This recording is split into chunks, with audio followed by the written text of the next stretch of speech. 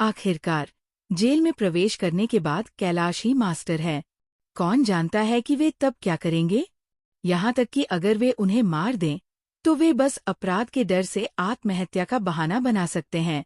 घबराओ मत, ये सिर्फ रूटीन पूछताछ है। मैं तुम्हें नहीं खाऊंगा, कैलाश ने बिना किसी भाव के कहा। बेशक, अगर तुम प्रतिरोध करने की हिम्मत करते हो तो मुझे क्रूर होने के लिए दोष मत देना। उन्हें ले जाओ।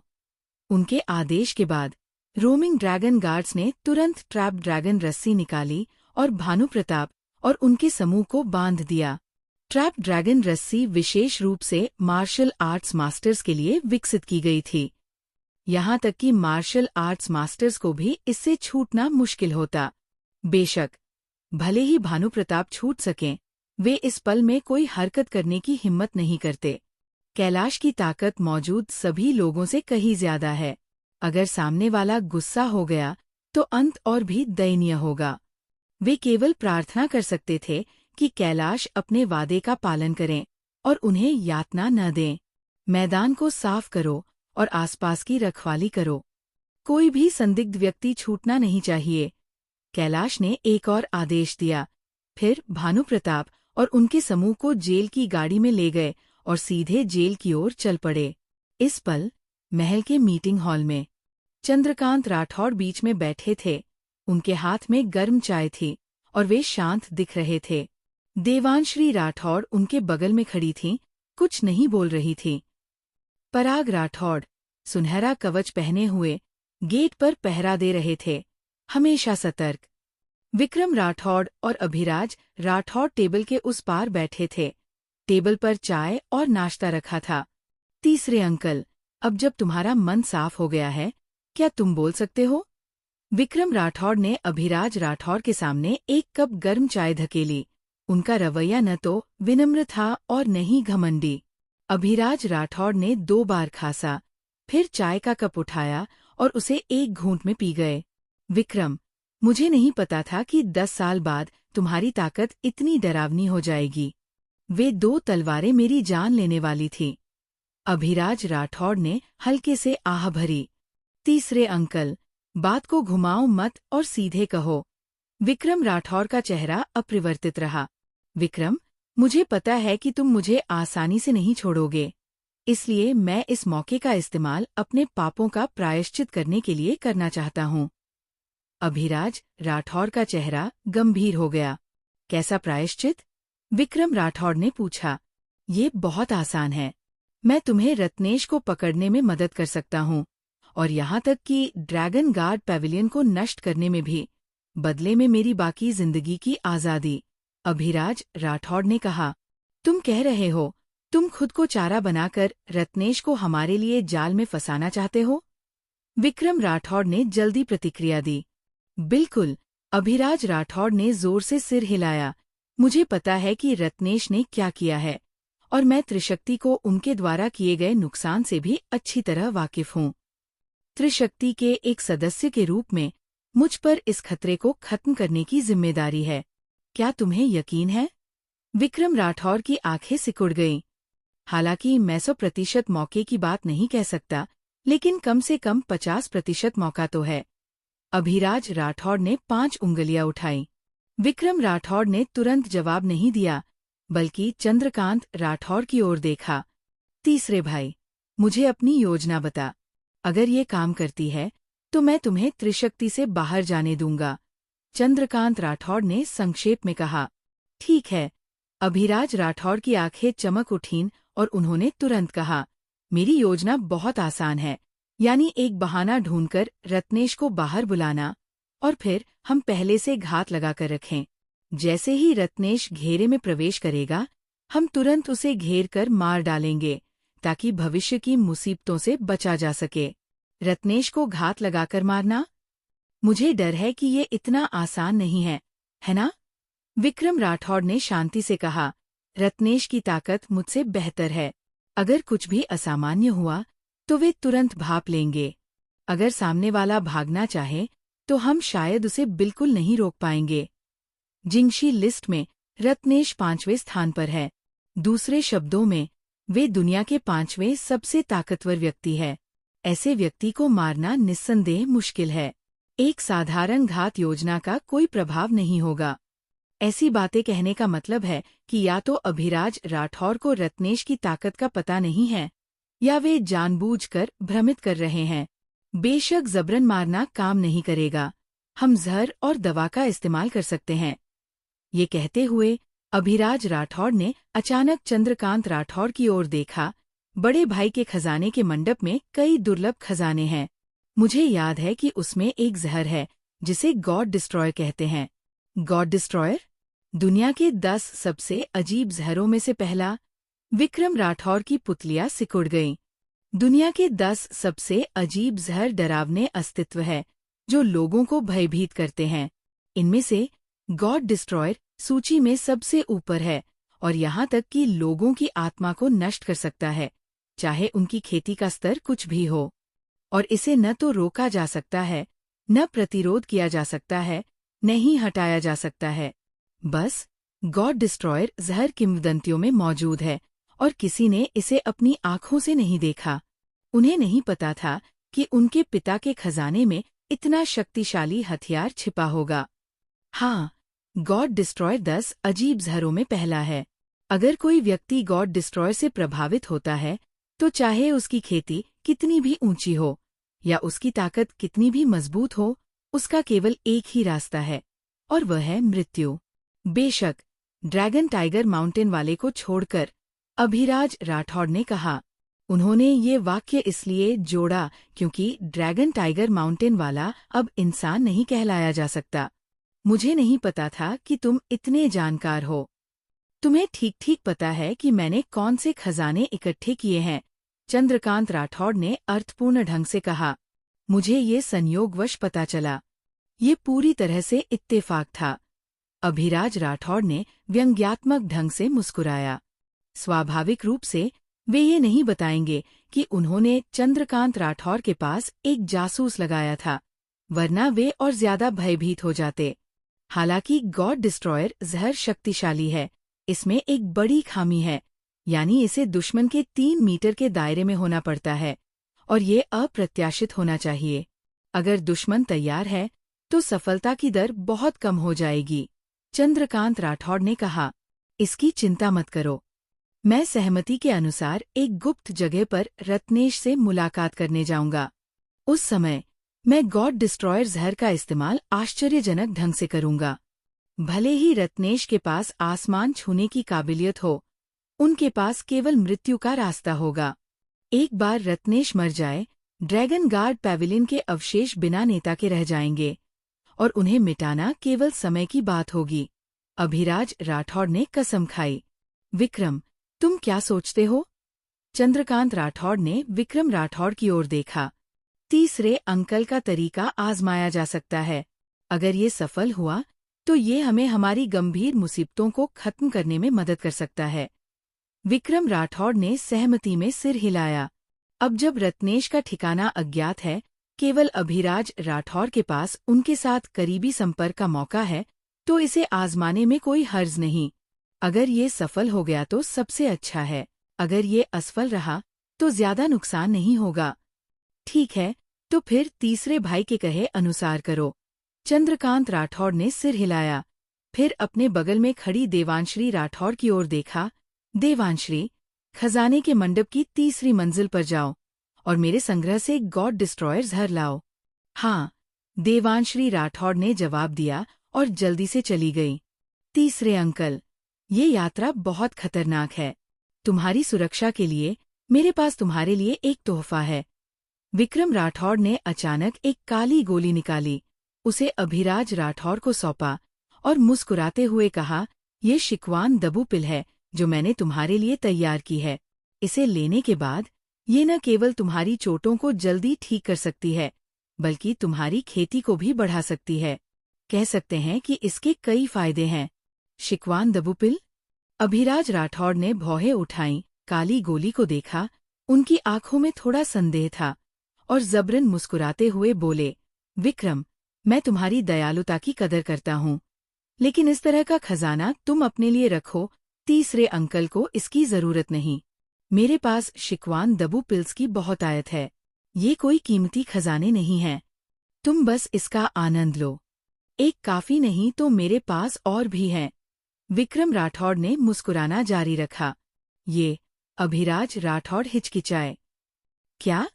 क्या तीसरे अंकल को मुझ पर भरोसा नहीं है और सोचते हो कि मैं तुम्हें जहर दूंगा? विक्रम राठौड़ ने अचानक कहा। बिल्कुल नहीं। अभिराज राठौड़ ने जबरन मुस्कुराया। विक्रम, तुम एक ईमानदार व्यक्ति हो। भला ऐसा काम कैसे कर सकते हो? तो फिर इसे लो। विक्रम राठौड़ ने काली गोली को आगे धकेला। अभिराज राठौड़ की पलकें फड़की। उन्होंने गहरी सांस ली और आखिरकार काली गोली को उठाकर एक घूंट में निगल लिया। चाहे ये गोली कुछ भी हो, उन्हें इसे लेना ही था, वरना वे सामने वाले का भरोसा नहीं जीत पाते। तीसरे अंकल, कैसा लग रहा है? विक्रम राठौड़ ने मुस्कुराते हुए पूछा। हाँ, ये वाकई एक चमत्कारी दवा है। जैसे ही मैंने इसे लिया, मुझे पूरे शरीर में एक गर्म धारा महसूस हुई। पहले से बंद सभी मेरिडियंस खुल गए। अभिराज राठौड़ ने आश्चर्य व्यक्त किया। चूंकि तीसरे अंकल ठीक हैं, हमारी घात योजना आज रात के लिए निर्धारित होगी। विक्रम राठौड़ ने फिर कहा। आज रात? क्या ये बहुत जल्दबाजी नहीं है? अभिराज राठौड़ ने हल्के से भौहें सिकोड़ी। उनकी चोटें 1-2 दिन में ठीक नहीं हो सकती थी। अगर घात असफल हो गई और रत्नेश ने पलटवार किया, तो उनकी मौजूदा स्थिति में भागना भी मुश्किल हो जाता। तीसरे अंकल, ये मौका छूटना नहीं चाहिए, और ये फिर कभी नहीं आएगा। महल की खबरें ज्यादा देर तक गुप्त नहीं रह सकतीं। मुझे यकीन है कि रत्नेश जल्द ही कुछ असामान्यता भांप लेंगे।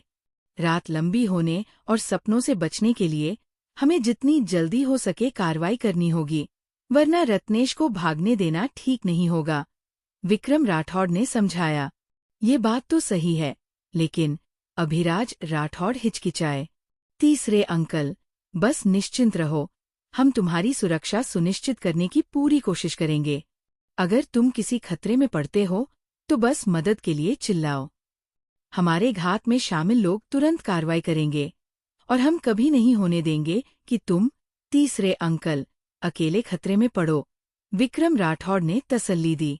मदद के लिए चिल्लाना? अभिराज राठौड़ की आंखें फड़की और उन्होंने अपने मन में बुदबुदाया। इसे तरीका कहते हैं? तुम मजाक कर रहे हो ना? तीसरे भाई, मैं तुम्हें आत्मरक्षा के लिए सुनहरे मुलायम कवच का एक सेट दूंगा। इसके साथ ये रत्नेश के पूरे जोर के वार को झेल सकता है। चंद्रकांत राठौड़ ने सही समय पर बोला। धन्यवाद, बड़े भाई। फिर मैं आदेशों का पालन करने से बेहतर सम्मान करता हूँ। अभिराज राठौड़ का चेहरा खुशी से चमक उठा और उन्होंने जल्दी से मुट्ठियां जोड़कर सलाम किया। सुनहरे मुलायम कवच के साथ उनकी जान व्यर्थ नहीं जाएगी। तीसरे भाई, कृपया पहले जाकर आराम करो। जब इंतजाम हो जाएंगे, तो हम तुम्हें सूचित करेंगे, चंद्रकांत राठौड़ ने कहा। हाँ, अभिराज राठौड़ ने जवाब दिया और निर्णायक रूप से चले गए। बेशक, वे अब महल से बाहर नहीं जा सकते थे और केवल महल के एक अलग आंगन में रोमिंग ड्रैगन गार्ड्स की देखभाल में रह सकते थे। अभिराज राठौड़ के जाने के बाद चंद्रकांत राठौड़ ने फिर से बोला। विक्रम, क्या तुम्हें लगता है कि तुम्हारे तीसरे अंकल की बातें विश्वसनीय हैं? विश्वसनीय नहीं हैं, लेकिन वे अभी भी उपयोगी हैं। विक्रम राठौड़ ने सीधे जवाब दिया। तुम्हारे तीसरे अंकल के बहुत सारे विचार हैं, और मुझे डर है कि वे ईमानदारी से काम नहीं करेंगे, चंद्रकांत राठौड़ ने याद दिलाया। ये तो मैं समझता हूँ। विक्रम राठौड़ ने हल्के से मुस्कुराया। इसलिए मैंने शिकवान दबूपिल में कुछ खास सामग्री डाली है। अगर वे हमें धोखा देने की हिम्मत करते हैं, तो उनकी केवल मृत्यु होगी। ओह, ऐसा लगता है कि तुम पहले से तैयार थे। चंद्रकांत राठौड़ ने अर्थपूर्ण ढंग से मुस्कुराया। वे वाकई एक छोटे लोमड़ी थे, और उन्होंने ये जानबूझकर अभिराज राठौड़ पर दबाव डालने के लिए किया। उस शिकवान दबूपिल को लेने के बाद, भले ही अभिराज राठौड़ के मन में अन्य विचार हों, वे अब उन्हें जाहिर करने की हिम्मत नहीं करेंगे। मैं तीसरे अंकल पर भरोसा नहीं कर सकता, इसलिए मुझे कुछ बीमा उपाय करने पड़ते हैं। अगर तीसरे अंकल का दिमाग गर्म हो जाता है और वे कुछ बगावती करते हैं तो क्या हम बांस की टोकरी से पानी नहीं निकाल रहे होंगे और कुछ भी हासिल नहीं करेंगे? विक्रम राठौड़ ने कंधे उचकाए। तैयार रहना अच्छी बात है, लेकिन क्या तुम्हारे तीसरे अंकल को चारा बनाना भरोसेमंद है? चंद्रकांत राठौड़ ने सोच विचार करते हुए कहा, रत्नेश ताकतवर और विचारशील है। उन्हें धोखा देना शायद आसान नहीं होगा। अकेले तीसरे अंकल पर निर्भर करना निश्चित रूप से काफी नहीं है। रत्नेश उस व्यक्ति पर पूरी तरह भरोसा नहीं कर सकते जो अभी अभी गठबंधन में शामिल हुआ है, इसलिए हमें दूसरी तैयारियां करनी होंगी। विक्रम राठौड़ ने कहा। ओह, तुम्हारे पास कोई अच्छा विचार है? चंद्रकांत राठौड़ ने भौहें थोड़ा ऊंचा किया। रहस्य को लीक नहीं करना चाहिए। समय आने पर तुम्हें पता चल जाएगा। विक्रम राठौड़ ने बात टाल दी। तुम नटखट, क्या तुम अपने पिता से भी ये छिपा रहे हो? चंद्रकांत राठौड़ ने नाराजगी से कहा। ये तुमसे रहस्य छिपाना नहीं है, बल्कि तुम्हारे आसपास के लोगों से है। कोई भी निश्चित नहीं है कि तुम्हारे आसपास कोई जासूस है या नहीं। बस सावधानी बरतें और 10,000 साल तक नाव चलाए। विक्रम राठौड़ ने हल्के से मुस्कुराया। ठीक है, अब जब तुम बड़े हो गए हो और अपने काम संभालने में सक्षम हो, तो मैं ये मामला पूरी तरह तुम पर छोड़ देता हूँ। चंद्रकांत राठौड़ ने उबासी ली। मैं थक गया हूँ। कमरे में वापस जाकर आराम करता हूँ। तुम दोनों भाई इसे अच्छी तरह से चर्चा करो। त्रिशक्ति का भविष्य तुम पर निर्भर करता है। ये कहकर उन्होंने हाथ हिलाया, खड़े हुए और चले गए। पराग, अपने कपड़े बदलो और मेरे साथ बाहर चलो। अगर कुछ और नहीं होता तो आज रात एक खूनी लड़ाई होनी चाहिए। हमें जल्दी तैयारी करनी होगी। विक्रम राठौड़ ने नमस्ते की और फिर पराग राठौड़ के साथ भेष बदलकर बाहर चले गए। अब पूरे महल में केवल कुछ करीबी रिश्तेदार ही भरोसेमंद थे और बाकी लोगों के प्रति उन्हें सावधान रहना पड़ता था। स्मरणवीर द्वारा धोखा दिए जाने के बाद वे अब हर किसी को संदेह की नजर से देखते थे। रात जल्दी उतर आई। इस पल सॉवरेन सिटाडेल के बाहरी इलाके में एक चीनी रेस्तरां में अभिराज राठौड़, जो शानदार कपड़ों में थे, आराम से चाय पी रहे थे। उनका चेहरा शांत लग रहा था, लेकिन उनकी आंखें समय समय पर इधर-उधर देख रही थी, जाहिर तौर पर सतर्क। विक्रम राठौड़ की शिकवान दबू पिल्स लेने के बाद उनकी चोटें आधी ठीक हो चुकी थीं, लेकिन उन्हें हमेशा लगता था कि उनके शरीर में कुछ अतिरिक्त है। सावधानी से जांच करने पर कुछ भी असामान्य नहीं था, जो वाकई अजीब था। वास्तव में वे पहले आत्मसमर्पण का दिखावा करने की सोच रहे थे, ये सोचकर कि रत्नेश से मिलने के बाद वे सीधे त्रिशक्ति से दलबदल कर ड्रैगन गार्ड पैविलियन के सदस्य बन जाएंगे। लेकिन विक्रम राठौड़ की दवा लेने के बाद उन्हें अपनी सोच बदलनी पड़ी। आखिरकार वे अपनी जान को जोखिम में नहीं डाल सकते थे। अब सबसे बड़ा सवाल ये है कि रत्नेश को जहर कैसे देना है, अपने पापों का प्रायश्चित कैसे करना है। गॉड डिस्ट्रॉयर जहर सामान्य जहरों से अलग है जो शराब में घोला जा सकता है। इसके बजाय इसे एक गुप्त हथियार से छोड़ा जाता है ताकि दुश्मन पर हमला किया जाए। इसका प्रभावी दायरा 3 मीटर है। अगर ये 3 मीटर से ज्यादा हो तो प्रभाव बहुत कम हो जाएगा, और अगर दुश्मन पहले से तैयार है तो सफल होना अभी भी मुश्किल होगा। वे और रत्नेश केवल आपसी लाभ के लिए सहयोग कर रहे थे और उनके बीच कोई दोस्ती नहीं थी। सामने वाले का पूरा भरोसा हासिल करना जाहिर तौर पर असंभव था। उन्हें एक ऐसा तरीका ढूंढना होगा जिससे सामने वाला अपनी सतर्कता कम कर दे। Ding dong. इस समय रेस्तरां का दरवाजा अचानक खुला। तुरंत बाद काले कपड़ों में सजे एक समूह चुपके से अंदर आया। अगुवा एक मध्यम आयु का व्यक्ति था, जो काली चादर और बांस की टोपी पहने था। उसकी टोपी नीचे थी, सिर झुका हुआ था और उसका चेहरा स्पष्ट रूप से दिखाई नहीं दे रहा था। दिखावट से उसका कद बहुत पतला था।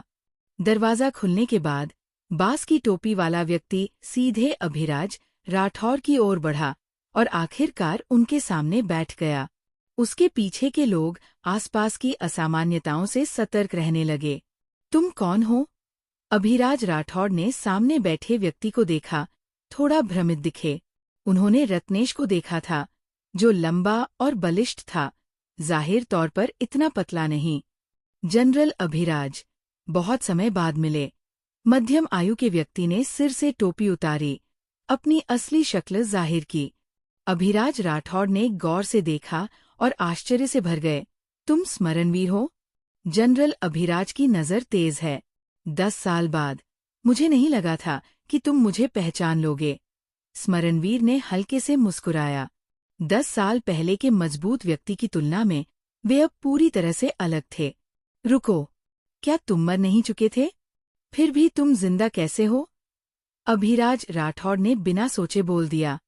फॉरबिडन सिटी की घटना के दौरान महल के साथ गए लगभग सभी लोग, विक्रम राठौड़ और प्रवीण चंद्र को छोड़कर, मर गए थे।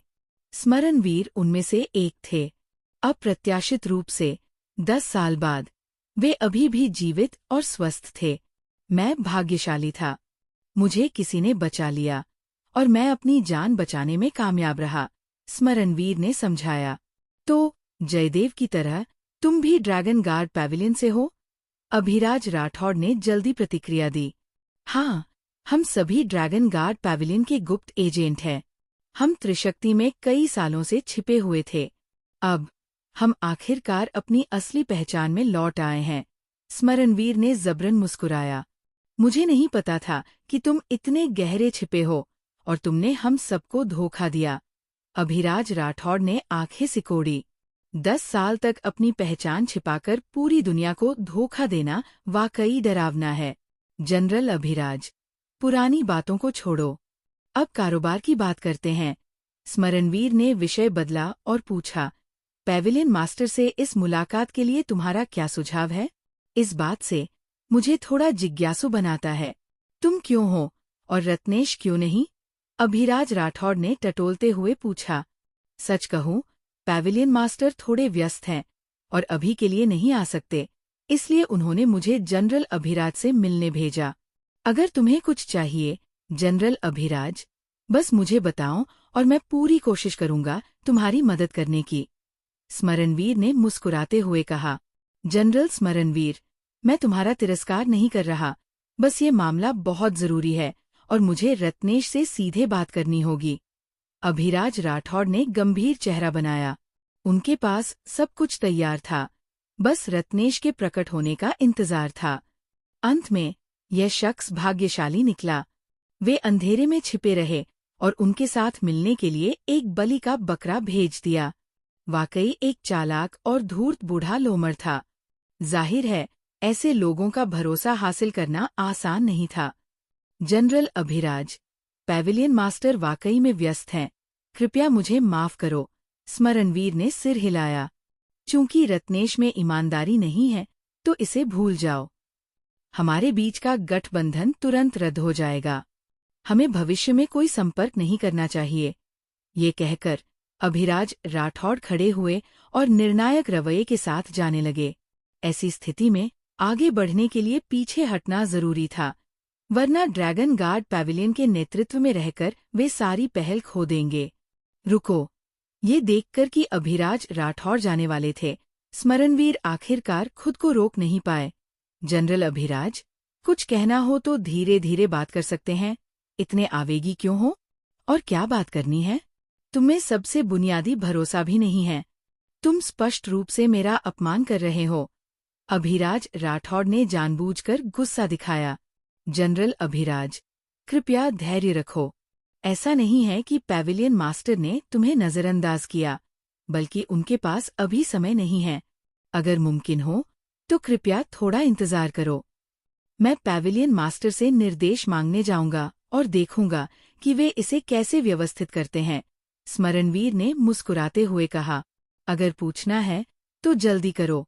मेरे पास इतना समय नहीं है इंतजार करने के लिए। अभिराज राठौड़ ने हाथ पीछे रखे और अपनी अकड़ को बहुत ऊंचा रखा। हाँ, जनरल अभिराज, पहले बैठो, मैं अभी पूछता हूँ। स्मरणवीर ने कुछ तसल्ली भरे शब्द कहे, फिर एक तरफ चले गए, अपना मोबाइल निकाला और किसी से बात करने लगे। लगभग 2 मिनट तक बात करने के बाद स्मरणवीर ने सिर हिलाया और फिर एक इशारा किया। रेस्तरां में उनके अधीनस्थों का समूह तुरंत तितर-बितर हो गया और आसपास की स्थिति की जांच करने लगा। थोड़ी देर बाद सभी वापस लौटे और कुछ भी नहीं मिला। स्मरणवीर ने रत्नेश के साथ धीमी आवाज में कुछ शब्दों की बात की, फिर फोन काट दिया। फिर उन्होंने जबरन मुस्कुराते हुए अभिराज राठौर के पास जाकर कहा, जनरल अभिराज, मैंने अभी पैविलियन मास्टर से निर्देश मांगे हैं। वे वहां के कामों को लगभग पूरा कर चुके हैं और अभी कुछ अंतिम काम बाकी है। अगर तुम इंतजार नहीं कर सकते तो हम कहीं और बात कर सकते हैं। जगह बदलना? कहा। अभिराज राठौड़ ने भौहें थोड़ा ऊंचा किया। बेशक, त्रिशक्ति में हमारा ड्रैगन गार्ड पैविलियन का गुप्त बेस।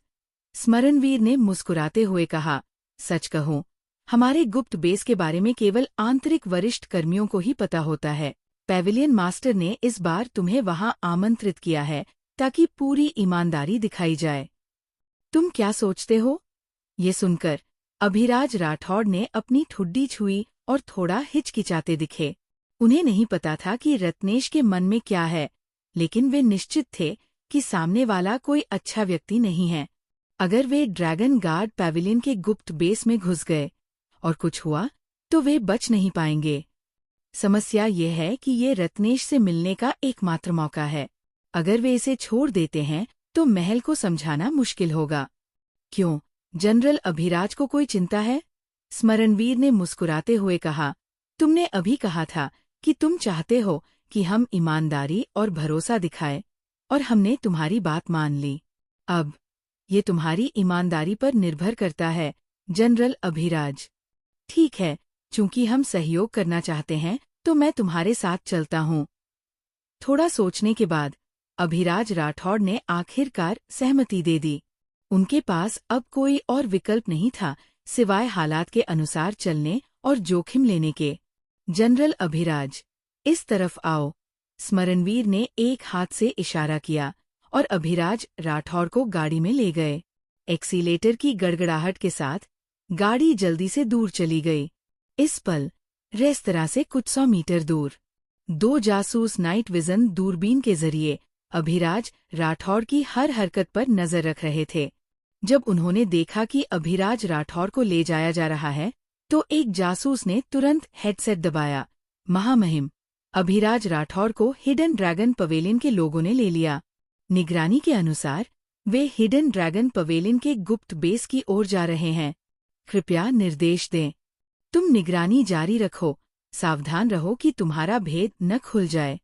हेडसेट से जल्दी जवाब आया। हाँ, जासूस ने जवाब दिया और तुरंत कार्रवाई शुरू कर दी। इस पल रेस्तरां से ज्यादा दूर नहीं एक चाय खाने में विक्रम राठौड़ और पराग राठौड़ चुपके से बैठे थे, चाय पी रहे थे और मौके का इंतजार कर रहे थे। खोजे जाने से बचने के लिए महल के सभी मास्टर्स दूर छिपे हुए थे।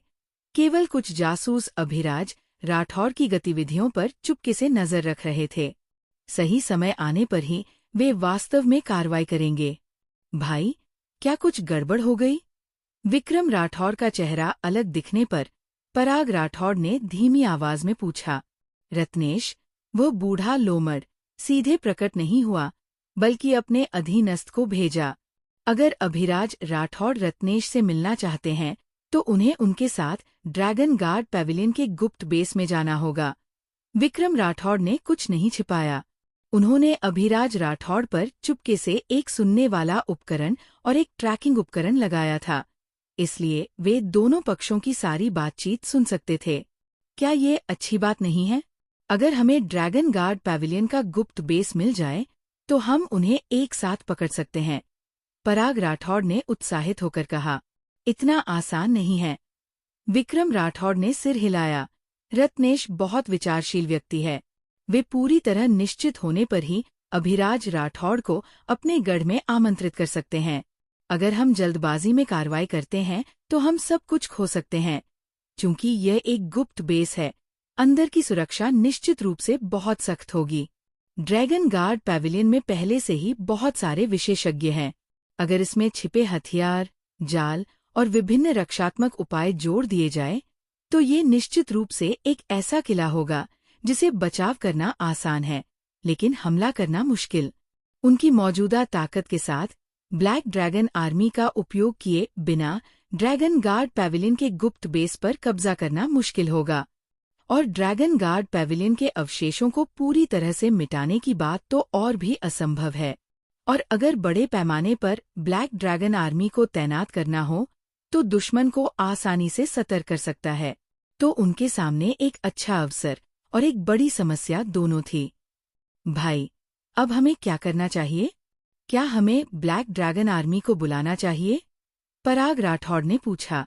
ड्रैगन गार्ड पैविलियन के गद्दार त्रिशक्ति में हर जगह हैं। अगर हम सेना का उपयोग करते हैं तो वे जल्दी ही जान जाएंगे। ब्लैक ड्रैगन आर्मी के पहुंचने से पहले वे शायद भाग जाएंगे। विक्रम राठौड़ ने सिर हिलाया। अगर जबरन हमला काम नहीं करता तो हम छिपकर हमला कर सकते हैं। हमारे पास सेना में कई विशेषज्ञ हैं। अगर उन्हें अभ्यास के नाम पर चुपके से भेजा जाए बिना कोई जानकारी लीक किए तो कोई समस्या नहीं होनी चाहिए। पराग राठौड़ ने सुझाव दिया। ठीक है, तुम्हारे कहे अनुसार करूंगा। पहले एक कुलीन टीम को संगठित करो और मौके का इंतजार करो। विक्रम राठौड़ ने बिना किसी आपत्ति के सिर हिलाया। बड़े पैमाने पर सैनिकों की तैनाती निश्चित रूप से संभव नहीं है। केवल चुपके से सैनिकों और घोड़ों को इकट्ठा करके ही ड्रैगन गार्ड पैविलियन के अवशेषों को एक झटके में मिटाने का मौका मिल सकता है। मैं अभी करता हूँ, पराग राठौड़ ने जवाब दिया, खड़ा हुआ और चला गया। तीसरे अंकल, इस बार मैं सफल हो पाऊंगा या नहीं, ये पूरी तरह तुम पर निर्भर करता है। मुझे निराश मत करना। विक्रम राठौड़ ने चाय का प्याला पकड़ा और खिड़की से बाहर देखा। आज रात चांद अंधेरा है और हवा तेज, जो घात के लिए बहुत उपयुक्त है। सफलता होगी या नहीं, ये पूरी तरह अभिराज राठौड़ की कार्रवाइयों पर निर्भर करता है। अगर रत्नेश को गॉड डिस्ट्रॉयर जहर से जहर दे दिया जाता है तो उनके पास उसे मारने का मौका होगा। एक बार रत्नेश मर जाए, ड्रैगन गार्ड पैविलियन के बाकी अवशेषों से डरने की कोई बात नहीं रहेगी। इस पल एक चलती हुई व्यावसायिक गाड़ी में स्मरणवीर ने एक काला कपड़ा निकाला, उसे अभिराज राठौड़ को सौंपा और मुस्कुराते हुए कहा, जनरल अभिराज, यात्रा लंबी है, कृपया अपनी आंखें बंद करके थोड़ा आराम कर लो। हूँ, इसका क्या मतलब है? अभिराज राठौड़ ने हल्के से भौहें सिकोड़ी। ये हमारा नियम है। जब बाहरी लोग गुप्त बेस पर जाते हैं तो उन्हें पहले अपनी आंखें ढंकनी पड़ती है, सावधानी के तौर पर, स्मरणवीर ने समझाया। क्या तुम मुझ पर भरोसा नहीं करते? अभिराज राठौड़ ने असंतुष्ट होने का दिखावा किया। जनरल अभिराज, गलत मत समझो, सभी के लिए यही नियम है। कृपया मुझे माफ करो। स्मरणवीर न तो विनम्र थे और न ही अहंकारी। ठीक है, आंखों पर पट्टी बांध दो। मैं वैसे भी थक गया हूँ, लेटकर आराम कर सकता हूँ। अभिराज राठौड़ ने बेकार की बातें करने में रुचि नहीं दिखाई। उन्होंने बस अपनी आंखें बंद की और सीट पर आरामदायक स्थिति में लेट गए। जनरल अभिराज, आपके सहयोग के लिए धन्यवाद। स्मरणवीर ने हल्के से मुस्कुराया और खुद उनकी आंखों पर पट्टी बांध दी। समय धीरे धीरे बीत रहा था। गाड़ी शुरू में सुचारू रूप से चली, लेकिन लगभग 1 घंटे बाद रास्ता अचानक ऊबड़-खाबड़ हो गया। गाड़ी बार बार हिल रही थी और झटके खा रही थी, जिससे नींद आना मुश्किल हो गया। जनरल स्मरणवीर, क्या हम शहर से बाहर जा रहे हैं? अभिराज राठौड़ ने अचानक पूछा। हाँ, स्मरणवीर ने कुछ नहीं छिपाया। सुरक्षा कारणों से बेस को शहर के बाहर बनाया गया है। दूरी थोड़ी ज्यादा है, लेकिन ये काफी छिपा हुआ है। मुझे नहीं पता था कि तुम ड्रैगन गार्ड पैविलियन वाले इतने सतर्क हो, अभिराज राठौड़ ने कहा। 10,000 साल की नाव को सावधानी से चलाना पड़ता है। जनरल अभिराज, थोड़ा सब्र रखो, हम जल्दी पहुंच जाएंगे, स्मरणवीर ने मुस्कुराते हुए कहा। गाड़ी आगे बढ़ती रही और दोनों ने थोड़ी देर बात की। लगभग 1 और अगरबत्ती का समय बीतने के बाद गाड़ी आखिरकार रुक गई। तब स्मरणवीर ने अभिराज राठौड़ के चेहरे से काला कपड़ा हटाया। अभिराज राठौड़ गाड़ी से उतरे और एक नजर डाली तो पाया कि वे पहले से ही एक गहरी घाटी में थे। चारों ओर देखने पर हर तरफ पहाड़ थे, जैसे सोए हुए विशाल जानवर। घाटी में खड़े होकर अभिराज राठौड़ को खुद को चींटी की तरह छोटा महसूस हुआ। वो है। अभिराज राठौड़ ने दूर देखा और जल्दी ही सामने के दृश्य ने उनका ध्यान खींच लिया। कुछ 100 मीटर आगे एक 10 मीटर ऊंची शहर की दीवार थी। दीवारें प्रबलित कंक्रीट से बनी थीं, इतनी ऊंची और मोटी कि तोप के गोले भी उन्हें भेद नहीं सकते थे। दीवार पर 1 दर्जन से ज्यादा पहरेदार टावर थे और आधुनिक थर्मल हथियारों की कतारें थीं। तोपें, विमानरोधी बंदूकें, भारी मशीन गनें, सब कुछ मौजूद था। इसकी रक्षा इतनी सख्त थी कि यह एक युद्ध किले की तरह था। इसके अलावा शहर की दीवार घाटी के बीच में फैली थी और एक खतरनाक इलाके पर कब्जा किए थी। यहाँ तक कि हजारों सैनिक और घोड़े भी इसे नहीं भेद सकते थे। इस पल तक अभिराज राठौड़ को गहराई से एहसास हुआ कि ड्रैगन गार्ड पैविलियन कितना शक्तिशाली था। ये अविश्वसनीय था कि त्रिशक्ति की सीमा पर ऐसा युद्ध किला बनाया जा सका और कई सालों तक बाहरी लोगों को इसकी भनक तक नहीं लगी। अगर उन्होंने इसे अपनी आंखों से नहीं देखा होता तो वे कभी कल्पना भी नहीं कर सकते थे कि ड्रैगन गार्ड पैविलियन ने त्रिशक्ति में इतनी गहरी नींव डाल रखी थी। जनरल अभिराज, मेरे साथ आओ, स्मरणवीर ने नमस्ते की और फिर अभिराज राठौड़ को आगे ले गए। शहर की दीवार के नीचे चलकर और अपनी पहचान बताने के बाद भारी शहर का फाटक धीरे धीरे खुला। अभिराज राठौड़ ने गौर से देखा। फाटक खुलने के बाद इसके पीछे का गलियारा लगभग 10 मीटर लंबा था। दूसरे शब्दों में शहर की दीवार की नींव की मोटाई 10 मीटर चौड़ी थी। तोप के गोले तो क्या, मिसाइलें भी शायद इसे भेद नहीं सकती थी। रक्षा का यह स्तर वाकई डरावना था। शहर की दीवार से गुजरने के बाद अभिराज राठौड़ के सामने एक नई दुनिया थी। पैमाने के हिसाब से शहर की दीवार के पीछे का बेस एक कस्बे के बराबर था। चारों ओर देखने पर तरह तरह की इमारतें थीं। शिविर, प्रशिक्षण मैदान, परीक्षण मैदान, हथियार भंडार, बंकर, सैन्य हवाई अड्डे आदि सब कुछ व्यवस्थित रूप से सजा हुआ था। इनमें कई नागरिक सुविधाएं भी शामिल थीं। अभिराज राठौड़ ने जल्दी से एक नज़र डाली और इमारत के पैमाने और क्षेत्र से अंदाजा लगाया कि यह सैन्य बेस कम से कम 50,000 से 1 लाख लोगों को समायोजित कर सकता था। रसद को छोड़ दें तो भी यह एक बेहद शक्तिशाली ताकत थी। इतने सैनिकों और घोड़ों के साथ कम समय में एक शहर पर कब्जा करना संभव था। इस पल अभिराज राठौड़, जो कई तूफानों और लहरों से गुजर चुके थे, भीतर ही भीतर डर महसूस करने लगे। ड्रैगन गार्ड पैविलियन बहुत गहरे छिपा हुआ था और न तो पहाड़ दिखाता था और न ही रिसाव, लेकिन इसने पहले से ही बड़ी संख्या में सैनिक और घोड़े जमा कर लिए थे और त्रिशक्ति के जासूसों को इसकी बिल्कुल भनक नहीं थी। उन्हें अचानक अपने फैसले पर पछतावा होने लगा। अगर वे इस बेस में रत्नेश को जहर दे देते तो क्या वे जिंदा बच पाएंगे? जाहिर तौर पर असंभव। जनरल अभिराज, इस तरफ आओ। स्मरणवीर ने अभिराज राठौड़ की सोच को भंग किया और फिर लोगों को सैन्य बेस के बीच में कमांड रूम में ले गए। कुछ लोग जानते हैं कि कमांड रूम के नीचे गहरे भूमिगत एक परमाणुरोधी बंकर बनाया गया था। इस पल कमांड रूम में रत्नेश, जो मास्क पहने हुए थे, चुपके से बैठे थे। उनके सामने टीवी पर जर्नी टू द वेस्ट का पुराना संस्करण चल रहा था। रत्नेश इसे बड़े चाव से देख रहे थे और उनकी नजरें हट नहीं रही थी। Dong Dong Dong. इस समय दरवाजे पर खटखटाहट हुई। अंदर आओ, रत्नेश ने लापरवाही से जवाब दिया। खट। कमांड रूम का दरवाजा खुला और स्मरणवीर व अभिराज राठौड़ एक के बाद एक अंदर आए। जनरल अभिराज, हम फिर मिले।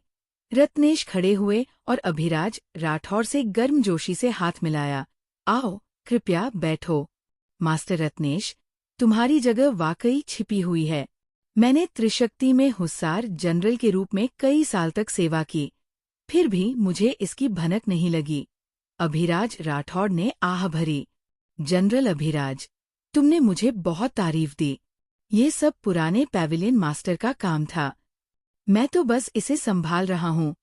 रत्नेश ने मुस्कुराते हुए कहा। ओह, वैसे मुझे आश्चर्य है कि जनरल अभिराज इतनी जल्दी मिलने क्यों आए? सच कहूँ, मैं मास्टर रत्नेश से मदद मांगने आया हूँ। अभिराज राठौड़ ने हल्के से आह भरी और पछतावे के साथ कहा। आज का दिन मेरे लिए सिंहासन पर चढ़ने का शानदार दिन होना चाहिए था, लेकिन एक बड़ी तब्दीली हुई, जिसके परिणाम स्वरूप असफलता मिली। अब मेरे पास कोई विकल्प नहीं है सिवाय तुम्हारे पास आने के, मास्टर रत्नेश। ओह, क्या हुआ? रत्नेश ने हैरानी भरे लहजे में कहा। चंद्रकांत राठौड़ मरे नहीं, वे अभी भी जिंदा और स्वस्थ हैं। अभिराज राठौड़ ने गंभीरता से कहा। क्या? मरे नहीं? ये कैसे संभव है? रत्नेश ने हैरानी भरे लहजे में कहा।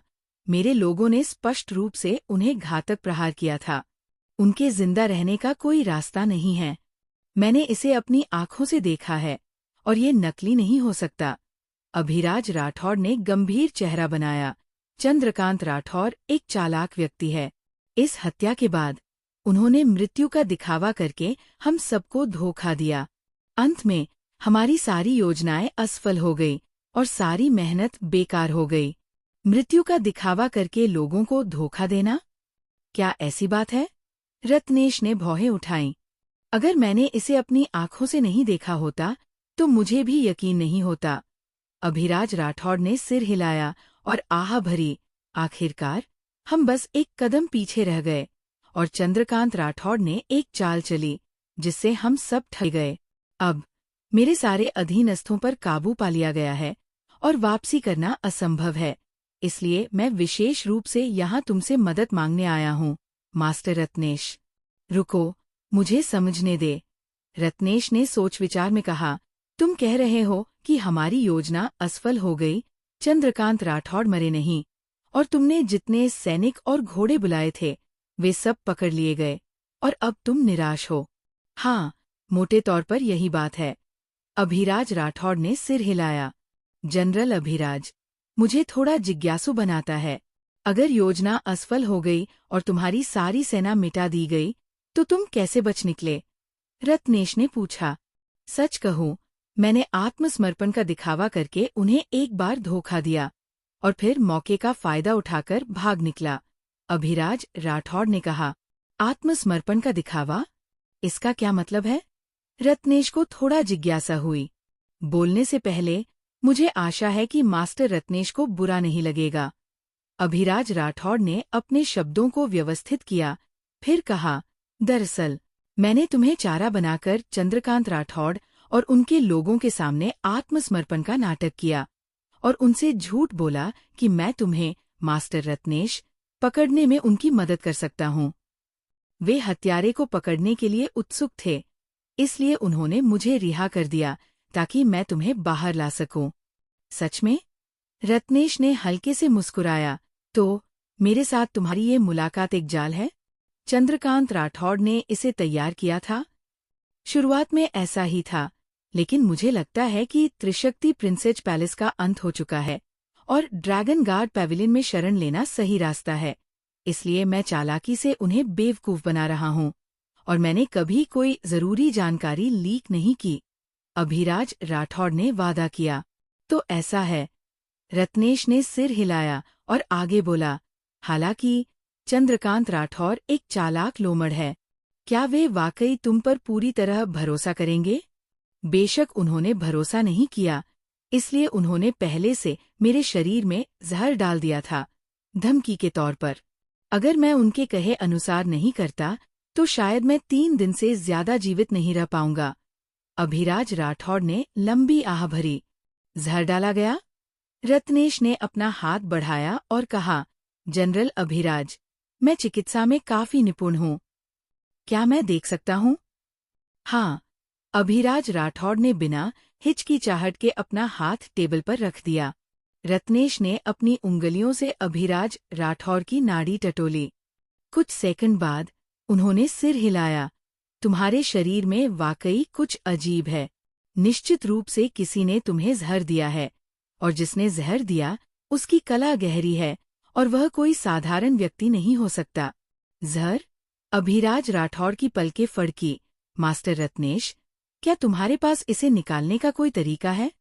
अगर रत्नेश वाकई उनके जहर को निकाल सकते हैं तो उन्हें कोई चिंता नहीं रहेगी। साधारण जहर तो बेशक कोई समस्या नहीं है, लेकिन ये जहर उस तरह का नहीं है जिसमें मैं निपुण हूँ। अगर मैं जबरन अपनी खेती का उपयोग करके इसका मुकाबला करूं, तो सफलता की दर केवल लगभग 30% होगी। रत्नेश ने सच्चाई से कहा। तो फिर मुझे क्या करना चाहिए? क्या मैं मरने वाला हूँ? अभिराज राठौड़ ने दुखी होकर कहा। जनरल अभिराज, घबराओ मत। चूंकि हम सहयोगी हैं, मैं निश्चित रूप से तुम्हें ठीक करने का तरीका ढूंढूंगा। रत्नेश ने मुस्कुराते हुए कहा, पूरी दुनिया में देखें तो विच गुस सेक्ट जादुई जहरों में सबसे निपुण है। मैं किसी को विच सेक्ट से संपर्क करने के लिए भेज सकता हूँ और बहुत सारा पैसा खर्च करके विशेषज्ञों को तुम्हारे इलाज के लिए बुला सकता हूँ। शानदार! तो मैं मास्टर रत्नेश का आभारी हूँ। अभिराज राठौड़ का चेहरा खुशी से चमक उठा और उन्होंने जल्दी से मुट्ठियां जोड़कर सलाम किया। जनरल अभिराज, तुम्हारा स्वागत है। तुम और मैं पुराने परिचित हैं और अब हम एक ही नाव में सवार हैं। मैं भला मृत्यु को नजरअंदाज कैसे कर सकता हूँ? रत्नेश ने स्मरणवीर की ओर इशारा किया और आदेश दिया, एल्डर स्मरणवीर, विच गुसेक्ट में एक काबिल व्यक्ति भेजो। चाहे कितनी भी कीमत हो, हमें जहर निकालने के मास्टर को वापस लाना होगा। हाँ, स्मरणवीर ने जवाब दिया और जल्दी से मुड़कर बाहर चले गए।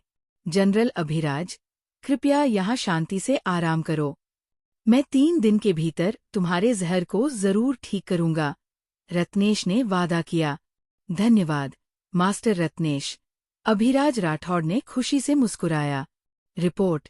इस समय ड्रैगन गार्ड पैविलियन का एक जासूस अचानक अंदर आया। क्या बात है? रत्नेश ने शांति से पूछा। लॉर्ड पैविलियन मास्टर, हमने बाहर 2 जासूस पकड़े। वे शायद त्रिशक्ति प्रिंसेस पैलेस से हैं। हमें उनके साथ क्या करना चाहिए? ड्रैगन गार्ड पैविलियन के जासूस ने पूछा। जासूस?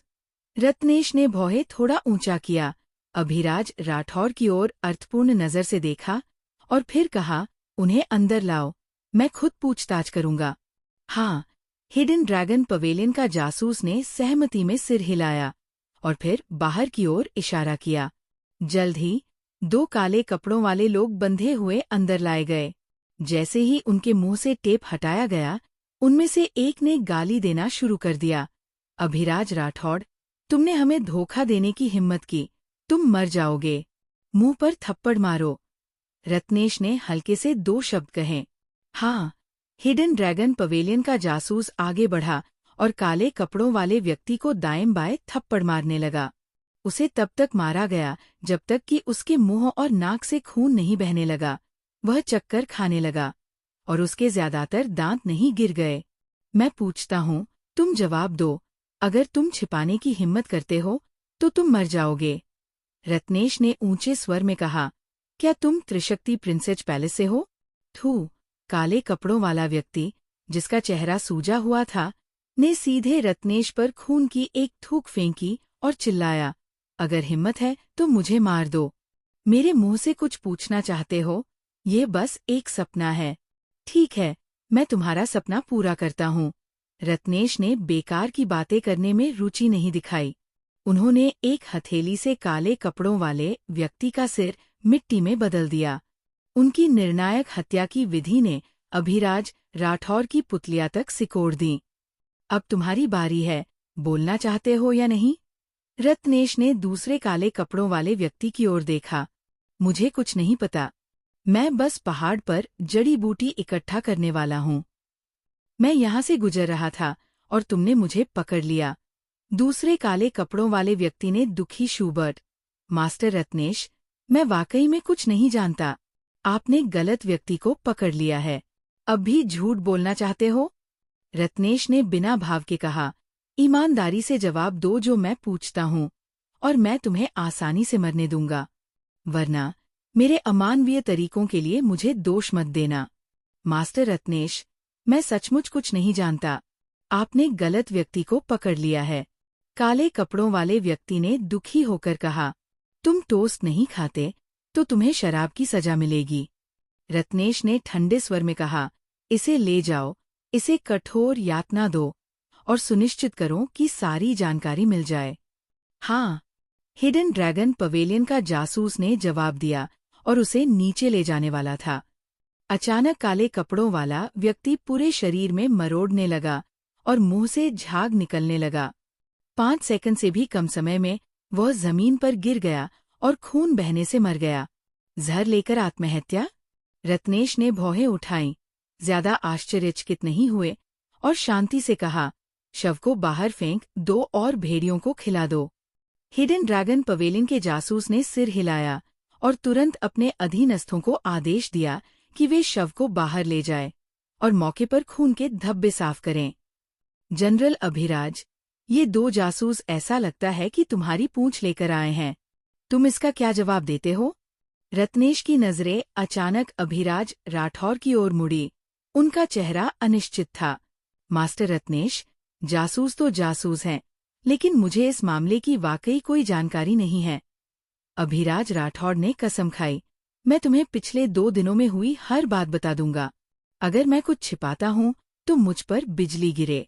हाँ, घबराओ मत, जनरल अभिराज। मैं तो बस तुम्हारे साथ मजाक कर रहा था। रत्नेश ने अभिराज राठौर के कंधे पर थपकी दी और मुस्कुराते हुए कहा, मुझे तुम पर भरोसा है, जनरल अभिराज। ये 2 जासूस शायद चंद्रकांत राठौर की दूसरी योजना थे। उन्हें डर था कि तुम लड़ाई से पहले भाग जाओगे, इसलिए उन्होंने चुपके से तुम्हारा पीछा किया। चंद्रकांत राठौर चालाक और धूर्त हैं। वे कुछ भी कर सकते हैं। उनके पास दूसरी योजना होना सामान्य है। सौभाग्य से मास्टर रत्नेश ने पूरी व्यवस्था की और समय रहते जासूसों का पता लगा लिया, जिससे बेस का खुलासा होने से बच गया।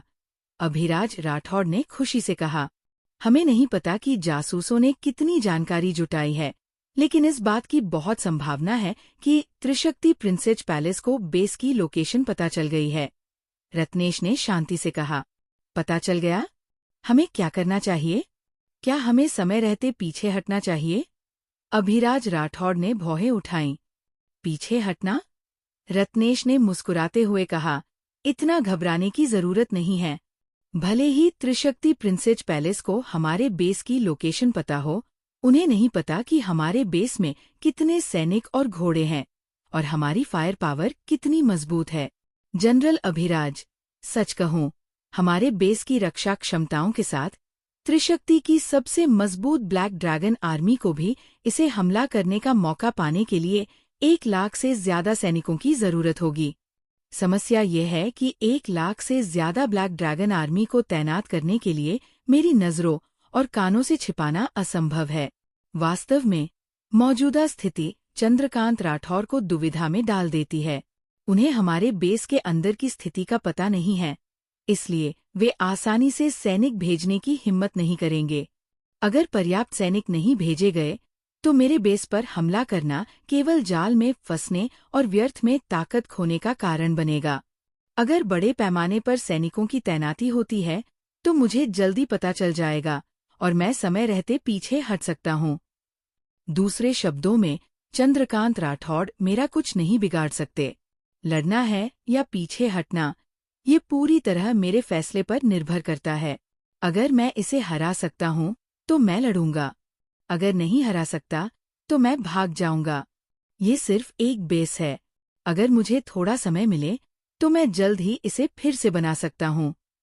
जनरल अभिराज, तुम्हें क्या लगता है चंद्रकांत राठौर को क्या चुनना चाहिए? अंत में रत्नेश ने सवाल अभिराज राठौड़ पर डाल दिया। ये अभिराज राठौड़ ने असहाय होकर सिर हिलाया। मास्टर रत्नेश, ये जगह प्राकृतिक और रणनीतिक रूप से खतरनाक है।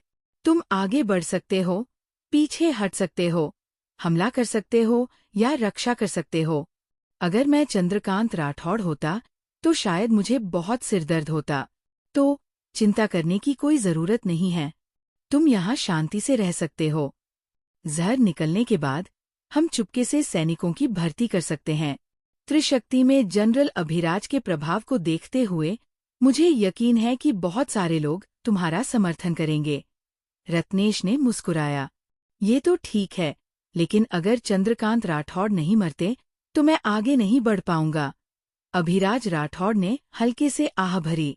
जनरल अभिराज, चिंता मत करो, चंद्रकांत राठौड़ ज्यादा समय तक नहीं टिकेंगे। रत्नेश ने आत्मविश्वास से कहा।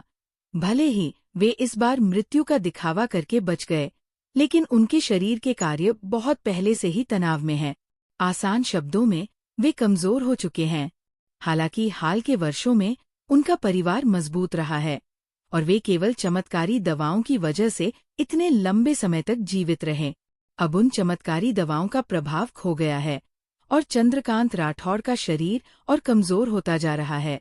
अगर किस्मत अच्छी रही तो वे शायद 6 महीने से ज्यादा जीवित रह सकते हैं। अगर किस्मत नहीं रही तो शायद केवल 10-15 दिन। इसलिए जल्द ही हम फिर से उठ खड़े होंगे।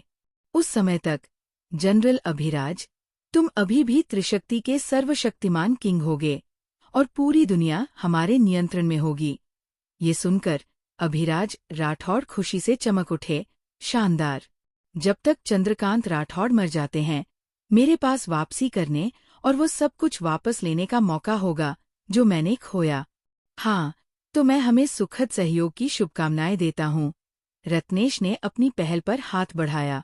सुखद सहयोग। अभिराज राठौर को ताजगी महसूस हुई। इधर आओ, शराब लाओ।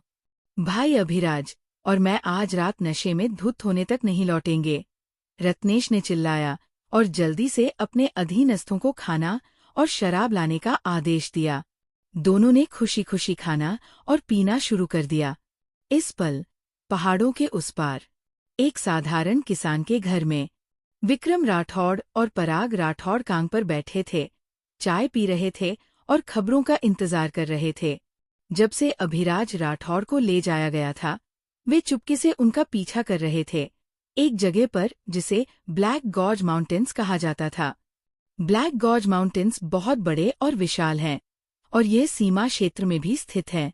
इसका आधा हिस्सा त्रिशक्ति के क्षेत्र में है, दूसरा आधा हिस्सा दुश्मन के क्षेत्र में आता है। पिछले कुछ वर्षों में दोनों देशों के बीच अपेक्षाकृत शांति रही है। जासूसों के बीच कभी कभार होने वाली टकराहट को छोड़कर कोई स्पष्ट संघर्ष नहीं हुआ है। ब्लैक गॉर्ज माउंटेन्स की खास भौगोलिक स्थिति के कारण पहाड़ों पर निर्भर कुछ किसानों और शिकारियों को छोड़कर यहाँ शायद ही कोई बाहरी व्यक्ति आता हो। भाई, आधी रात बीत चुकी है। अभिराज राठौर के शरीर का सिग्नल गायब हो गया है और जासूसों ने कोई जानकारी नहीं भेजी। क्या कुछ गड़बड़ हो गई? पराग राठौर का चेहरा गंभीर था। इंतजार करो, विक्रम राठौड़ ने शांति से कहा। अभिराज राठौड़ को मैंने जहर दिया है, इसलिए उन्हें बगावत करने की हिम्मत नहीं होनी चाहिए। सिग्नल के गायब होने का कारण शायद यह है कि हिडन ड्रैगन पवेलियन ने ब्लैक गॉर्ज माउंटेन्स में कई जैमर लगाए हैं। Dong Dong Dong. इस समय दरवाजे पर अचानक खटखटाहट हुई। पराग राठौड़ जल्दी से कांग से उतरे और लकड़ी का दरवाजा धीरे से खोला। दरवाजे के बाहर महल का एक ग्रेड ए जासूस खड़ा था। क्या हुआ? जांच का कोई नतीजा मिला? पराग राठौड़ ने जल्दी पूछा। मैं अभी नंबर 3 और नंबर 4 की छिपने की जगह पर गया था और वहां लड़ाई के निशान मिले। जैसा कि अनुमान था, नंबर 3 और नंबर 4 को शायद पकड़ लिया गया है, ग्रेड ए जासूस ने जवाब दिया। पकड़े गए? ऐसा कैसे हो सकता है? क्या अभिराज राठौड़ ने चुगली की? पराग राठौड़ ने भौहें सिकोड़ी। अभिराज राठौड़ को नहीं पता था कि हमने जासूसों की व्यवस्था की थी। भले ही वे इसका अंदाजा लगा सकते थे, वे जासूसों की सटीक ठिकाने का पता नहीं लगा सकते थे। उनके पकड़े जाने का कारण शायद यह है कि ड्रैगन गार्ड पैविलियन के जासूस हमारे जासूसों से ज्यादा ताकतवर थे। विक्रम राठौड़ ने सोच विचार में कहा। जासूस पकड़े गए और अभिराज राठौड़ गायब हो गए। भाई, अब हमें क्या करना चाहिए? पराग राठौड़ ने भौहें सिकोड़ी। अब वे बिना सिर की मक्खियों की तरह थे, बिना किसी सुराग के, और बिना कारण ड्रैगन गार्ड पैविलियन द्वारा साजिश का शिकार हो गए। ज्यादा लोग भेजो और जासूसों के गायब होने की दिशा में खोजबीन जारी रखो। याद रखो और सावधान रहो, विक्रम राठौड़ ने आदेश दिया। हाँ, ग्रेड ए जासूस ने जवाब दिया और जल्दी चला गया। पराग, मुझे डर है कि ये घात कार्रवाई आसानी से नहीं चलेगी। मेरे पास यहाँ एक पत्र है। एक भरोसेमंद व्यक्ति ढूंढो और इसे तुरंत मेरे पास भेजो। कोई गलती नहीं होनी चाहिए। विक्रम राठौड़ ने अपनी बाहों से एक पत्र निकाला और इसे पराग राठौड़ को सौंप दिया। कोई समस्या नहीं, मैं अभी करता हूँ। पराग राठौड़ ने हिचकिचाहट नहीं की और तुरंत बाहर निकल गए। समय कम है, उम्मीद है कि ये बहुत देर नहीं हुई। विक्रम राठौड़ ने अपनी आंखें थोड़ा सिकोड़ा। उनका चेहरा गंभीर और विचारमग्न था। रात गहरा गई थी। त्रिशक्ति प्रिंसेस पैलेस में चंद्रकांत राठौड़ बिस्तर के किनारे पर बैठे थे। जोर से खांस रहे थे और काँप रहे थे।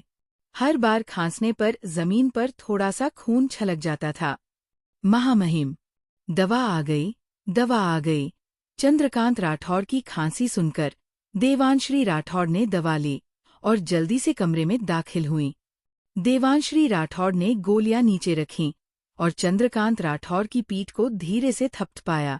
उनकी आंखें चिंता और दुख से भरी थीं। थोड़ी देर बाद चंद्रकांत राठौड़ की खांसी आखिरकार रुकी और जमीन पर खून का एक गड्ढा बन गया था। उनका पूरा चेहरा कागज की तरह पीला था और माथे पर पसीना था। महामहिम, जल्दी दवा पियो। देवांश्री राठौड़ ने जल्दी से दवा का कटोरा उठाया और दोनों हाथों से सौंपा। ये इतना कड़वा है, इसकी गंध से ही उबकाई आती है। चंद्रकांत राठौड़ ने भौहें सिकोड़ी, बहुत अनिच्छा दिखाई। महामहिम, अच्छी दवा कड़वी होती है और बीमारी के लिए फायदेमंद होती है। इसे पी लो। देवांश्री राठौड़ ने धीरे से समझाया। मरने वाले हैं, पीने या न पीने से कोई फर्क नहीं पड़ता। चंद्रकांत राठौड़ ने सिर हिलाया। बकवास मत करो, तुम जरूर लंबी उम्र जियोगे। देवांश्री राठौड़ ने गंभीरता से कहा। हाँ हाँ, लंबी उम्र जीऊंगा। चंद्रकांत राठौड़ ने तसल्ली से मुस्कुराया। फिर कटोरे में दवा की ओर देखा, फिर से भौहें सिकोड़ी। आखिरकार दांत पीसकर कटोरा उठाया और एक घूंट में सब पी गए। चंद्रकांत राठौड़, जो हजारों सैनिकों के सामने शांत रहते थे, ने दवा का एक कटोरा पिया और उनका पूरा चेहरा विकृत हो गया। जब तक उन्होंने एक टुकड़ा भूरी चीनी नहीं लिया, तब तक उन्होंने लंबी सांस छोड़ी। महामहिम, अब कैसा लग रहा है? देवांश्री राठौड़ ने सफेद तौलिया उठाया और चंद्रकांत राठौड़ के पसीने को सावधानी से पोंछा। काफी बेहतर। चंद्रकांत राठौड़ ने तसल्ली से मुस्कुराया। हालांकि ये सभी कीमती औषधीय सामग्रियां थी, लेकिन समय बीतने के साथ उनकी प्रभावशीलता कम होती जा रही थी। उन्हें आश्चर्य था कि उनका टूटा हुआ शरीर कितने समय तक टिक पाएगा। महामहिम, तुम पहले घायल हुए थे और अभी पूरी तरह ठीक नहीं हुए। बेहतर होगा कि जल्दी आराम करो। देवांश्री राठौड़ ने सलाह दी। नींद नहीं आ रही। चंद्रकांत राठौड़ ने सिर हिलाया। वैसे विक्रम और पराग का अब क्या हाल है? ये अच्छा नहीं चल रहा। देवांश्री राठौड़ ने हल्के से आह भरी। रत्नेश चालाक है और कभी सामने नहीं आए। उन्होंने मुलाकात की जगह को हिडन ड्रैगन पवेलियन के गुप्त बेस में बदल दिया। खास तौर पर जब Abhiraj Rathore Black Gorge Mountains में घुसे, वे पूरी तरह गायब हो गए और आज तक उनका कोई पता नहीं चला। Black Gorge Mountains? Chandrakant Rathore ने आंखें सिकोड़ी। वो जगह सीमा पर है। ऐसा लगता है कि ड्रैगन गार्ड पेविलियन बहुत गहरे छिपा हुआ है। महामहिम, मुझे लगता है कि अभिराज राठौड़ फिर से बगावत करेंगे। देवांश्री राठौड़ ने चिंता के साथ कहा। अगर अभिराज राठौड़ रत्नेश के साथ सहयोग करने का फैसला करते हैं और विक्रम व पराग के लिए जाल बिछाने की योजना बनाते हैं, तो दोनों खतरे में पड़ सकते हैं। ज्यादा चिंता मत करो।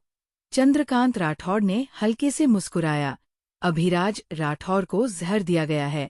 अगर वे अपनी जान बचाना चाहते हैं, तो उन्हें आदेशों का पालन करना होगा। अगर उनके पास जहर निकालने का तरीका हो तो? देवांश्री राठौड़ ने टटोलते हुए पूछा। जहर निकल जाए तो कोई बात नहीं। चंद्रकांत राठौड़ ने सिर हिलाया और मुस्कुराते हुए कहा। अभिराज राठौड़ समझदार है। वे अच्छी तरह जानते हैं कि रत्नेश के साथ सहयोग करना बाघ की खाल मांगने जैसा है। पहले उनके पास कुछ संपत्ति थी जिसके भरोसे वे टिक सकते थे। लेकिन अब उनके पास कुछ नहीं है और वे रत्नेश के साथ बराबरी की ताकत में खड़े होने के काबिल नहीं हैं। एक बार जब उनकी उपयोगिता खत्म हो जाएगी तो उनके पास मृत्यु के सिवा कोई रास्ता नहीं बचेगा। लेकिन हम अलग हैं। हम दोनों राठौड़ परिवार के वंशज हैं, खून के रिश्तेदार। भले ही वे खुलेआम बगावत करें, हम फिर भी उन्हें रास्ता दे सकते हैं। अगर वे इस बार अपने पापों का प्रायश्चित कर लेते हैं और अच्छा प्रदर्शन करते हैं तो उन्हें जीवन भर की संपत्ति देना कोई समस्या नहीं होगी। इस स्थिति में तुम्हें क्या लगता है कि अभिराज राठौड़ क्या चुनेंगे? महामहिम, ये बात तो सही है, लेकिन इंसानी मन अप्रत्याशित होता है। अगर अभिराज राठौड़ सही और गलत में फर्क नहीं समझते और गलती पर गलती करते रहते हैं तो? देवांश्री राठौड़ ने पूछा। अगर ऐसा है तो अभिराज राठौड़ बस अपनी मृत्यु को न्योता दे रहे हैं। चंद्रकांत राठौड़ ने शांति से कहा। मुझे इस बात की परवाह नहीं कि अभिराज राठौड़ मरते हैं या नहीं, लेकिन पराग और बाकी। देवांश्री राठौड़ ने हिचकिचाते हुए कहा। ज्यादा मत सोचो, वे अब बच्चे नहीं हैं। वे बहुत पहले से अपने काम संभालने में सक्षम हैं। ड्रैगन गार्ड पेविलियन का खात्मा उनके लिए एक परीक्षा है। अगर वे इसे सफलतापूर्वक पूरा कर लेते हैं तो मैं त्रिशक्ति को उनके हवाले निश्चिंत होकर कर सकता हूँ। चंद्रकांत राठौड़ ने मुस्कुराया। उनके दोनों बेटे साधारण लोग नहीं हैं। हालांकि वे युवा हैं, उनकी क्षमता उनके उस समय से भी बेहतर है। थोड़ा अभ्यास करने पर वे कुछ बड़ा बन जाएंगे। इतना गंभीर चेहरा मत बनाओ। मैंने पहले ही कैलाश को भेज दिया है। अगर कोई हादसा होता है तो कैलाश उनकी सुरक्षा सुनिश्चित करेंगे। चंद्रकांत राठौड़ ने तसल्ली दी। तो महामहिम पहले से तैयार थे। देवांश्री राठौड़ ने राहत की सांस ली। वे सब मेरे बेटे हैं, मैं उनकी परवाह कैसे नहीं कर सकता? मैं बस उम्मीद करता हूँ कि वे जल्दी से जिम्मेदारी संभाल लें। इसलिए कैलाश तब तक उनकी मदद नहीं करेंगे जब तक कि जीवन और मृत्यु का क्षण न आए। सफल हों या असफल, ये पूरी तरह उन पर निर्भर करता है। चंद्रकांत राठौड़ ने कहा। महामहिम रणनीति बना रहे हैं और मैं ज्यादा चिंता कर रही हूँ। देवांश्री राठौड़ ने सिर हिलाया। उन्हें इस बात की परवाह नहीं थी कि वे ड्रैगन गार्ड पेविलियन को नष्ट कर पाएंगे या नहीं। वे बस चाहती थी कि उनका बेटा सुरक्षित रहे। बस इतना ही। ब्लैक गॉर्ज माउंटेन्स में एक किसान के घर के अंदर विक्रम राठौड़ आंखें बंद करके पैर मोड़कर बैठे थे। चुपके से आराम कर रहे थे और जांच के नतीजों का इंतजार कर रहे थे। पता नहीं कितना समय बीत गया जब अचानक दरवाजा खुला। पराग राठौड़ और ग्रेडे जासूस धूल धूसरित होकर अंदर आए। भाई, खबर है। दरवाजे में घुसते ही पराग राठौड़ कांग पर बैठ गए। साथ ही उन्होंने एक नक्शा निकाला, उसे खोला और सावधानी से चिन्हित करना शुरू किया। हमारे जासूसों ने इस क्षेत्र में पूरी तरह खोजबीन की और आखिरकार एक खतरनाक जगह पर असामान्यता पाई। ये यहाँ है। पराग राठौड़ ने नक्शे के बीच में इशारा किया और आगे बोले, ये एक विशाल घाटी है जिसमें एक सामने और एक पीछे 2 प्रवेश और निकास है। सामने का प्रवेश हमारे त्रिशक्ति क्षेत्र में है और पीछे का निकास दुश्मन की सीमा पर है। ये घाटी 2 देशों को फैलाती है। बेशक ये मुद्दा नहीं है। सबसे जरूरी बात यह है कि हमारे जासूसों ने पाया कि घाटी के प्रवेश द्वार पर एक ऊंची और मोटी शहर की दीवार खड़ी की गई है। दीवार पर विभिन्न रक्षात्मक हथियार भी तैनात हैं। पैमाने से देखें तो ये कम से कम युद्ध किले के स्तर का है। अगर तुमने सही अनुमान लगाया तो ये ड्रैगन गार्ड पेविलियन का गुप्त बेस होना चाहिए। हालांकि क्योंकि ड्रैगन गार्ड पेविलियन में बहुत सारे छिपे हुए संतरी थे, हमारे जासूसों ने जल्दबाजी में पास जाने की हिम्मत नहीं की। लोकेशन की पुष्टि करने के बाद वे तुरंत रिपोर्ट करने लौट आए। सुनने के बाद विक्रम राठौड़ ने सिर हिलाया। अच्छा किया, हमने आखिरकार उनके बेस को ढूंढ लिया। भाई, हमें बेस मिल गया है, लेकिन ये लोकेशन रक्षा के लिए आसान और हमले के लिए मुश्किल है। ड्रैगन गार्ड पेविलियन को पूरी तरह से कब्जा करना हमारे लिए बहुत मुश्किल होगा। पराग राठौड़ ने गंभीरता से कहा। सबसे जरूरी बात यह है कि हमें नहीं पता कि शहर की दीवार के पीछे क्या है। ड्रैगन गार्ड पैविलियन में कितने सैनिक और घोड़े हैं? अगर हम जल्दबाजी में हमला करते हैं तो हमें भारी नुकसान हो सकता है।